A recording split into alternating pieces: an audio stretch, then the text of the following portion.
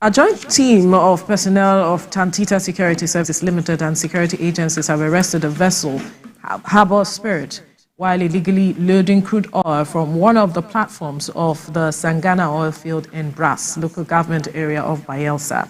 Ikenamichi has details. The fight against crude oil thieves is getting intense by the day as the collaboration of security agents and private security outfit is yielding positive results. Just less than a month after the arrest of a vessel stealing crude oil at the Permitting Oil Field, another has been apprehended again. The vessel, MT Harbour Spirit, with IMO number 8226-272, is currently anchored at the Tantita facility in Oporoza. The vessel was already loaded with more than 88,000 liters of stolen crude oil when it was apprehended alongside 12 crew members at the Sangana Oil Field in Brass local government area of Bayelsa State.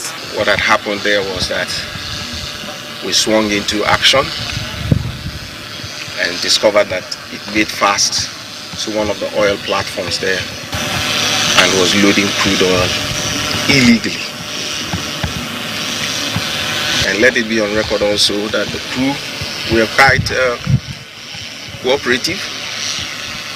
They did not pose a threat, and they were able to apprehend and arrest the ship and moved it this way. And the reason we are here is for the crew also to be safe and also for further investigations. The captain and the all Nigerian crew members explain how they found themselves in the ship. Tantita and the civil defense apprehend us. Even though 3 of my crew jumped into the water, and they never hear from them. We are just a crew, we are Nigerians, and it's what we want to hit. That is what we are looking for. That is the reason why we were employed on board this vessel. The vessel and the suspects were handed over to the Nigerian police for further investigation and prosecution towards uncovering those behind the economic saboteurs. This team, pursuant to the IGP directive, has activated Section 4, Subsection D of the Police Act and Regulation 2020, and a robust investigation will be conducted targeted at tracking or backtracking the actual culprits behind this crime. The result of the fight against crude oil theft has helped rise production. Ikenamichi, TVC News, Oporoza, Delta State. Well, joining us in the studio is a maritime lawyer and maritime consultant, Chief Tony Dania. Good morning. It's good to have you join us. Thank you. Like I was asking behind the scene, we keep seeing these vessels brazenly enter our waters, steal our oil, despite efforts to address that. We've, caught some of these vessels before, but it's not serving as a deterrent, really, to addressing this matter. What really is going on? Corruption is entrenched in almost every fragment of our society. When you are a staff of NNPC and your salary is 200, and somebody say take 5 million and compromise this system, it takes an expert to connect a pipe illegally. It must be somebody that understands how to connect it. And then Tompolo is suitable for the job. It's suitable for the job because it gets local intelligence. Because no matter what, you must take a boat to go to where the pipes are connected, and you must pass through some locals. So some will cooperate with you, collect money, while some will pass the information on. So it gets local information. See, to arrest this, we must put in measures to prevent, then measures to expose, measures to arrest, and measures to punish. We don't have that, right? We don't have that. And if you destroy the vessels, that is most improper. Nigeria is supposed to be a maritime state, but we are short of vessels.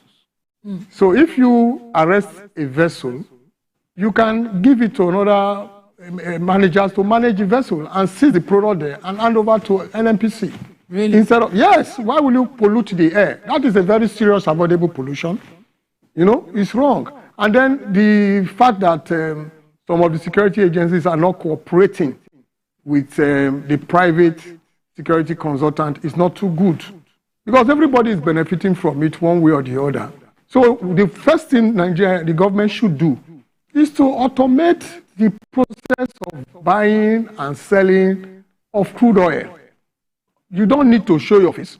Everything is online. But now you have to come, so you have opportunity of talking to the person and say, look, I don't want to talk to you on phone, no, I just want you to cooperate. So that will reduce to some extent. Then, those that have stayed long in certain positions, investigate them. What is ICPC doing? Waiting to receive petition. The law allows them to take steps without receiving petition when they have intelligence to that effect. If somebody has stayed in a particular position within the oil industry, go and check the account of the person, investigate that person. He has so much money. How did he get it? Can he justify it? So we must put measures in place to prevent. Then they should be exposed. This is a strong mafia control syndicate. And they can go all out to get what they want.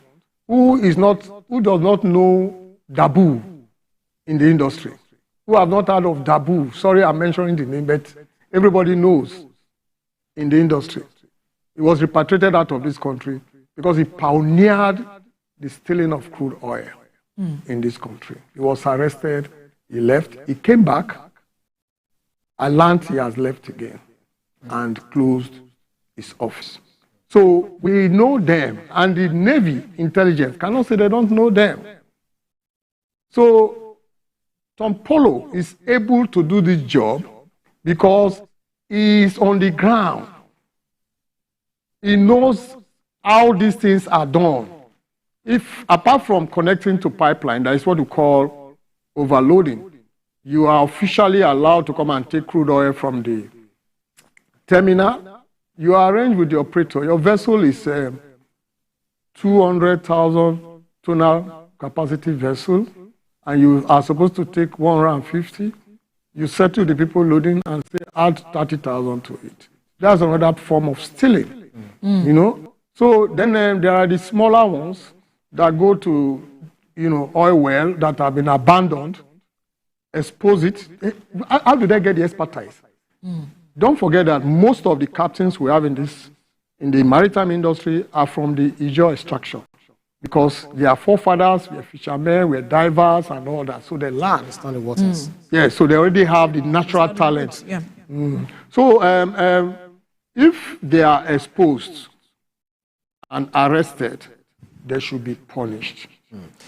Yes. That's for those who are within. But then, how imperative is it for us to also expose the intricate network of the international collaborators? Because if there are no willing sellers, buyers rather, there would be, there won't be sellers. Yeah. So those within the locality who are also conniving with the international, all those foreigners, how imperative do we need to expose them? Because it's very sad that we have people coming from outside of the country to steal us blind, and they go back to their country and they come again, even after arrests, over arrests are made, nothing seems to change.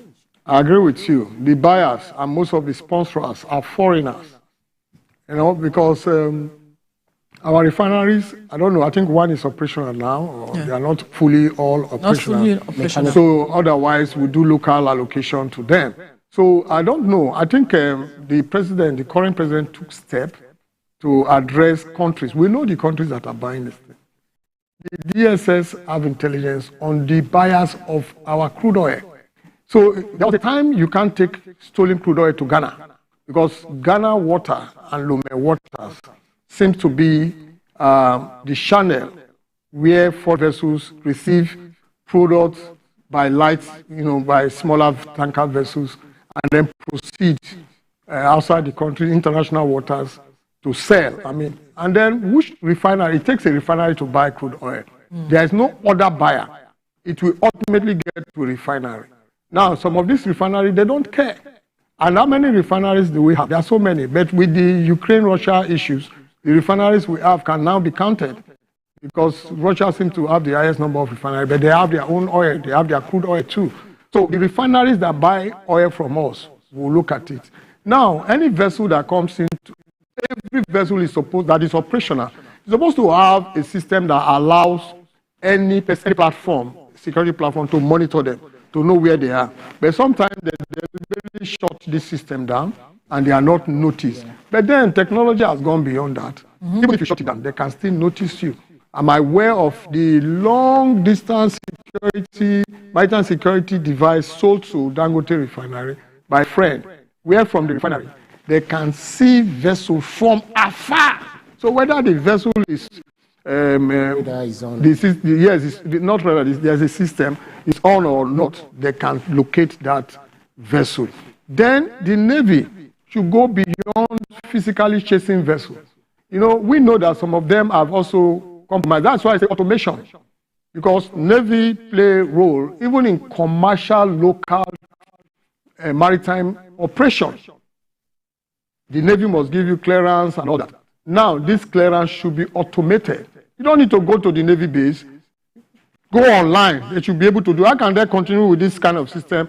I've been in this industry for close to 30 years. I've owned vessels and all that. So how can they continue with this system? You go physically with a paper. I need your approval. I want to do social transaction. They approve it. You go back. Why would you continue with that? When you can sit in your office, you click. They can check the vessel. They can confirm. They give you approval online. You are not meeting anybody. So we need to automate a lot of activities. Processes. Yes. With that, we will reduce to some extent. Then the government should intensify effort at taking issues with countries that allow stolen crude to enter their territories. Because you must clear in. This one that they arrested this vessel went in. It's not international water. It went into the channels, passed through local waters. So what is the Federal Inland Water, what do you call it, doing? Then what is NIMASA doing? Yeah. What is MPA doing? So all this, what is Navy doing? What is Customs doing? This Navy yes. That they really can't do it alone in terms of, yes. you know, they need some support. Fighting against some of these oil thieves. So, just like she said, some support from the private security, which Tompolo and sister agencies. But do you feel the fact that Tompolo is, you said you applauded Tompolo, but the fact that he's doing it, we are still having people who are coming in to steal it. Is that to say that it is not even enough still? You see, Tompolo is doing well, but I think it's overwhelmed. It's analogous to the EFCC. There's still a lot of corruption. Every day they arrest. It's overwhelmed. We must prevent. We must put in measures to prevent certain things. Fraud, you can prevent it. You can reduce it. If, for instance, you cannot touch any money without a particular approval, and if any bank compromises the system, the bank will be punished. It will reduce corruption. So if you automate your interaction with Navy, Customs, and other persons that have to do with vessel movement, and if you improve on your technology to check on vessels, and if you, put in place, where is this crude coming from? It's coming from Nigeria. So it is passing through a pipeline. There was a time, I think during Chief Obasanjo's regime, where they said there's something they will put in that pipe. Once you try to cut it, it will send a signal. I don't know whether they did that. I remember they were talking about that. It will send signal to a particular place and you will be caught. Now, if the person that is supposed to relate that signal to other persons decide to compromise, because you know that and in the maritime, this oil and gas thing is where they do a lot of 419, a lot of fraudulent activity. If you want to confirm official allocation of crude oil, for instance, you can confirm from shell screen. That's what we call shell screen in the UK. But they compromise it at a time. Because I had a client that exposed himself, paid, and we warned him that despite the fact that you have seen it there, it can still be compromised. It was compromised, So who compromised it? The person that is supposed to be operating the system. That is shell screen, where you are supposed to go and confirm that this allocation is there. Then the restriction on trading in crude oil should be removed. Make it easy for people to trade officially. Now, I can tell you that those who can officially trade in crude oil are limited. If you have to look for a way to reach them. And out of about 100% transactions, about 90% are fraudulent.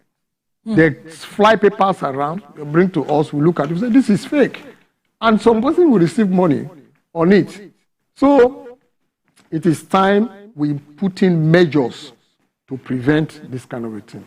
If you visit territories that you know are receiving crude oil and you talk to them sternly, if you look at staffs that have stayed long in certain offices that has to do with management and maintenance of the pipelines that carry crude oil, if you also improve on your technology to check the movement of crude oil, either through lines or through vessels, then those in charge of loading crude oil directly to vessels, you should also look for those who have stayed long. They are strong. If you remove them, they go back, settle, and come back to that place. So look for a way to remove them. And then... How easy? Because you keep saying remove them. They are staff now. I'm thinking, how easy will it be? But they are staff. Because they are saboteurs, they are face columnists that needs to be removed out of the system. We know that even in security matters in the country, we have heard stories about people who are aiding insurgents, and we are still finding it difficult to pull them out or even identify them. I'm wondering, if we keep saying it's high time we remove them, what would it take to even identify them and take them out completely? Wouldn't they have had their mercenaries, stooge, and all of that? No, the persons I'm saying they should remove are staff of government, staff working where crude oil move, because they need to be promised for those outside to succeed.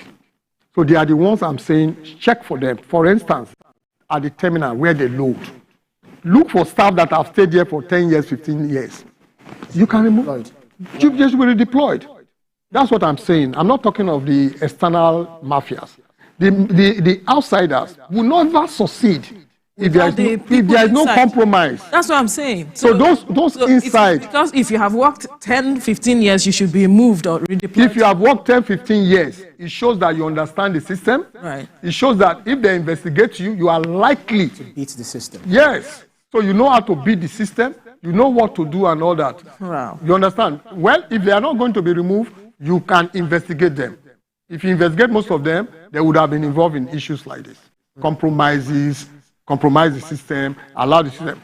You think an ordinary engineer on the street can go and connect a pipe to a moving line, cut it, reconnect it, weld it without fire? Because that thing is volatile.